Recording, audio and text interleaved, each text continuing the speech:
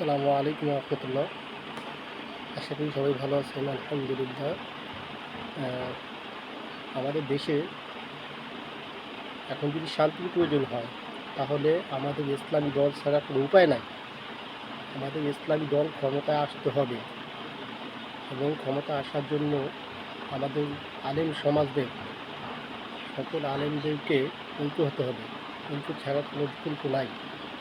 আলেম ওলামারা যদি ঐক্য না হতে পারে, তাহলে ইসলামী দল ক্ষমতা আসার সম্ভাবনা নেই। আর আমরা যদি চেষ্টা করি, তাহলে অবশ্যই আল্লাহ তাআলা ইসলামী দল ক্ষমতায় আনার জন্য সাহায্য করবে। তবে আমাদের চেষ্টা করতে হবে।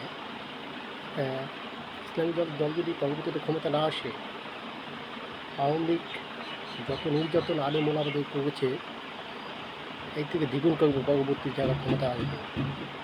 আওয়ামী লীগ ট্যাগ লাগিয়ে দেশের জনগণকে অত্যাচার করা হবে। তাই আশা করি সবাই ইসলামী দল যেন ক্ষমতা আসে, সাহায্য সহযোগিতা করতে হবে যে কোনোভাবে। আল্লাহ তাআলা সবাইকে কবুল করুন।